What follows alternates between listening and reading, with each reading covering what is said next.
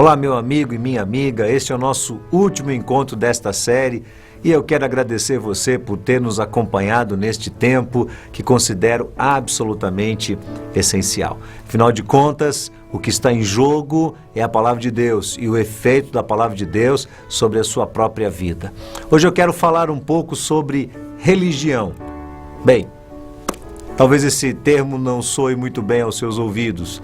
Nos nossos dias existem tantas religiões, tantas filosofias, tantos pensamentos, tantas atitudes, que a mente humana permanece num pleno estado de confusão. Quanto a este assunto, qual é a melhor religião?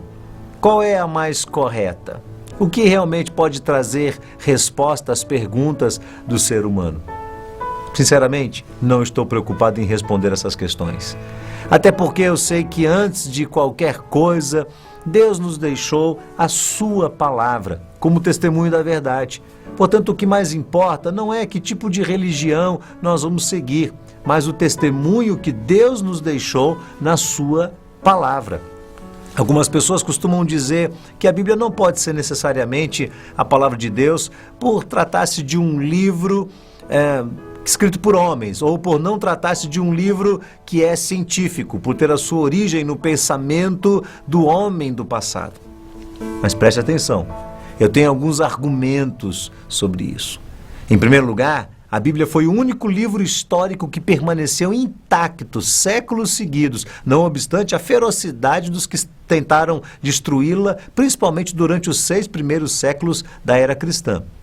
Ainda hoje, a arqueologia tem encontrado partes de textos originais da Bíblia e de cópias muito antigas que, quando comparadas com as atuais, revelam integridade de uma mensagem que não procede de homens, mas, obviamente, da parte de Deus. Em segundo lugar, ninguém pode afirmar que a Bíblia é um livro que não possui conteúdo científico. Pois além do seu conteúdo poder ser provado, em parte pela própria arqueologia ou pela história, a Bíblia também traz uma mensagem que tem transformado visivelmente a vida de muitos. Grandes assassinos, ladrões, pessoas moralmente depravadas, outros tantos que viveram anos seguidos num estado de depressão, de angústia, e tantos outros que têm experimentado uma transformação que não é utópica, mas é real. E as suas próprias vidas confirmam isso. Lares outrora destruídos, casamentos arruinados, foram reconstruídos pela palavra de Deus. Pessoas que haviam perdido totalmente o rumo das suas vidas e hoje sabem para onde vão. Eu garanto para você que tudo isso é científico. Em terceiro lugar, o fato de Deus ter usado o homem para escrever a mensagem da Bíblia não diminui o seu valor, o valor do seu conteúdo. Em parte, nós podemos compreender a mensagem de Deus pela simples lógica, por aquilo que está escrito. E você verá isso quando começar a ler e estudar os textos sagrados. Mas numa outra parte, nós iremos depender de pessoas que falem a nossa própria língua, que vivam o nosso próprio mundo e que tenham os mesmos mecanismos de interpretação da vida que nós temos. Pessoas como nós, mas que experimentaram o poder e a ação de Deus sobre as suas vidas e podem traduzir isso para nós. Isso acontecerá num outro lado por meio da fé. Aliás, é importante que você saiba que a fé é algo essencial na compreensão das Escrituras. A Bíblia diz: ora, sem fé é impossível agradar a Deus, porque é necessário que aquele que se aproxima de Deus creia que Ele existe e que é galardoador daqueles que o buscam. Você acha que se Deus quisesse, Ele poderia provar a veracidade da Bíblia? Sim ou não? Claro que sim. Então por que Ele não faz isso? Simples, porque Ele não quer. Deus não está interessado em dar provas da sua existência ou da veracidade da sua palavra. Ele deu a sua palavra a nós. Nós é que precisamos responder a ela através de um passo de fé. Fé é crer naquilo que nós não estamos vendo. Depois de haver ressuscitado, Jesus disse a Tomé, um dos seus discípulos: porque você viu os furos nas minhas mãos, então você creu? Bem-aventurados foram aqueles que não viram e creram. Portanto, nós precisamos separar religião de fé, porque são coisas distintas.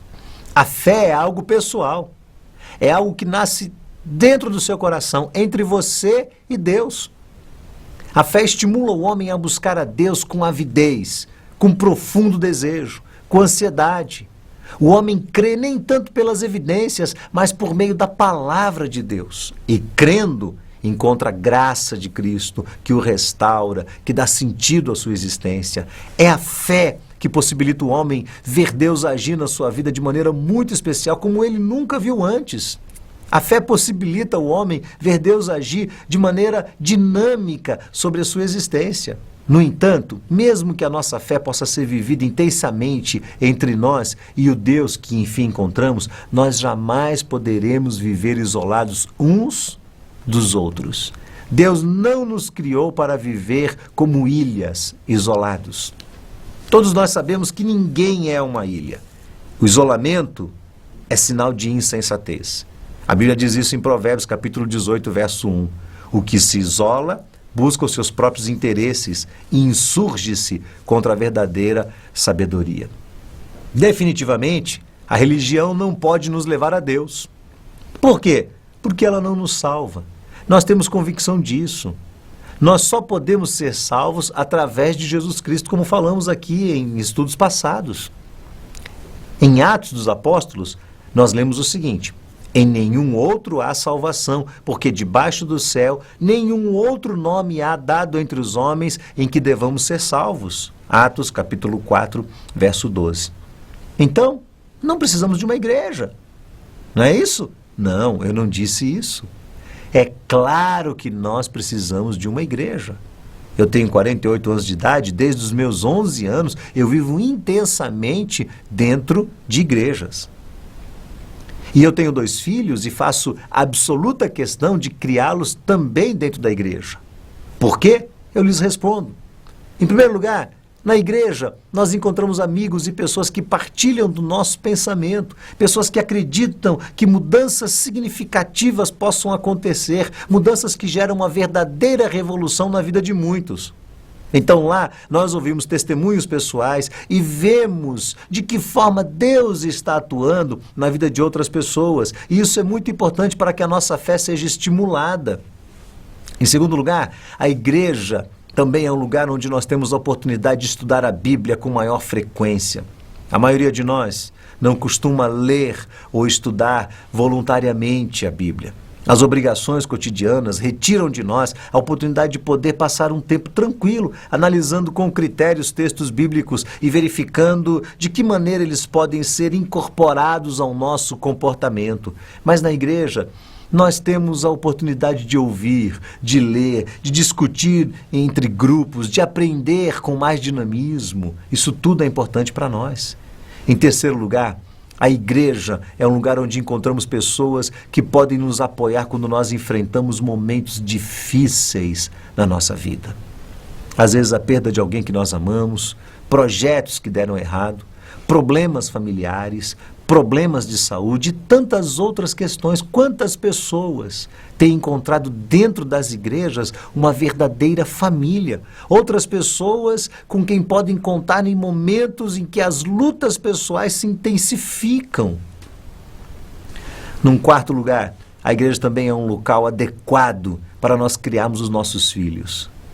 Eu acho bastante interessante o argumento daqueles que afirmam que ir à igreja é coisa de alienado. Todavia, eu pergunto para eles, qual é o melhor ambiente para se criar um filho hoje? De onde os nossos filhos vão retirar princípios que sustentarão as suas vidas no futuro? De onde eles vão retirar princípios que vão fortalecê-los de uma forma consistente, sóbria e inteligente? De onde eles vão tirar? Da convivência com os colegas da escola? Nos clubes? Nos bailes? Nas baladas? Na rua? No condomínio? Em algumas festas? Ora, eles já vivem debaixo da influência de todos esses ambientes. E se podemos fazer algo bom para eles na construção do pensamento deles, Podemos permitir que eles conheçam a palavra de Deus num ambiente um pouco mais seguro e cujos valores serão voltados sempre para a construção de um caráter interior, num ambiente familiar, saudável, e não o contrário disso. Eu não estou dizendo que a igreja é perfeita, não é. Nenhum de nós é perfeito, nenhuma pessoa que está dentro de uma igreja é perfeita, mas ali ainda é o melhor ambiente onde nós temos princípios que precisam ser aplicados ou princípios que precisam ser renovados na nossa sociedade. Em quinto lugar, a igreja também significa mobilização. Nós vivemos no meio de uma sociedade carente e necessitada. Infelizmente, os programas governamentais não são suficientes para transformar a realidade de tantas pessoas que têm vivido num estado de miséria, de dor, pessoas que estão passando por necessidades. E sozinhos, nós nos sentiremos impotentes. Podemos até ter boa vontade, mas não conseguimos fazer nada. Agora, quando nós estamos juntos com outras pessoas, então nós podemos promover a mobilização, uma ação mais eficaz, muito mais interessante, e podemos verificar e analisar tudo aquilo que tem sido feito hoje por meio de entidades, de outras organizações que não são governamentais, e nós podemos observar um trabalho tremendo, um esforço em prol do desenvolvimento social do nosso povo. Em sexto lugar, na igreja, nós encontramos uma família que nos estimula a amar e acreditar na vida. A nossa sociedade tem sido cada vez mais violenta, preconceituosa, egoísta. As pessoas tratam umas às outras muito mal. Você já percebeu isso? O tempo todo. A maioria das pessoas vive debaixo da pressão do trabalho e da pressão do trânsito, do estresse nos transportes coletivos, nos serviços públicos ou privados, de saúde. Tudo é um caos. O tempo todo as pessoas estão passadas para trás, elas estão ouvindo dizer que elas não servem. E, sabe, nós precisamos de um ambiente onde esses sentimentos possam ser compensados. Um ambiente onde haja um pouco mais de harmonia, de tranquilidade. Pois bem, na igreja, nós tentamos resgatar o valor individual de cada pessoa, resgatar a sua dignidade, a sua identidade. Isso não significa, sob qualquer hipótese, que dentro da igreja as pessoas vão ser certinhas, boazinhas. Não, a igreja é um hospital. A igreja é um lugar de tratamento da alma, do coração.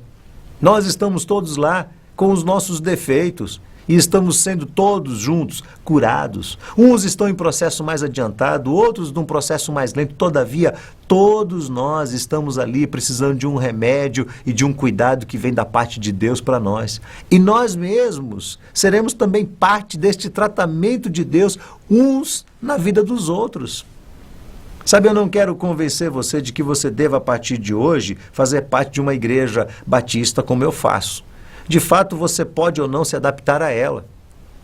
No entanto, eu posso compartilhar com você a minha experiência pessoal. O quanto foi bom eu ter tido a sublime experiência de ser criado numa igreja, de passar pelas diversas etapas da minha vida dentro daquela igreja. Eu sei o quanto foi importante para mim, na minha adolescência, ter conhecido outras famílias que haviam passado pelas mesmas crises que a minha família estava passando naquele período. Famílias que encontravam na palavra de Deus uma fonte de sustentação para os seus problemas. Não fosse por aquelas famílias, pelos valores que eu recebi, pelos exemplos que pude extrair e contemplar, eu não sei onde poderia estar hoje. Nem eu e nem meus irmãos. Portanto, o que de melhor aconteceu a mim, eu desejo que aconteça a você também. E se você me perguntar quais são as características de uma igreja boa, bíblica, verdadeiramente bíblica, eu vou lhe responder com toda a minha convicção. Em primeiro lugar, é uma igreja que estuda a Bíblia com seriedade, com profundidade. Cuidado para que você não seja iludido. Existe muita asneira sendo pregada pela mídia fora, em nome da fé, em nome de Deus. Estudar a Bíblia é coisa séria, é essencial.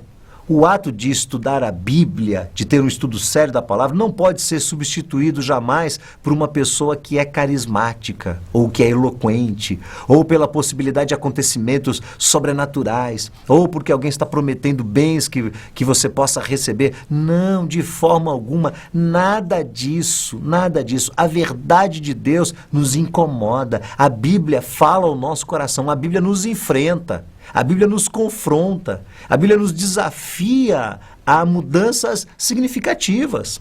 Então, uma boa igreja ensina os seus membros a viverem dentro da vontade de Deus e do padrão bíblico estabelecido por Deus.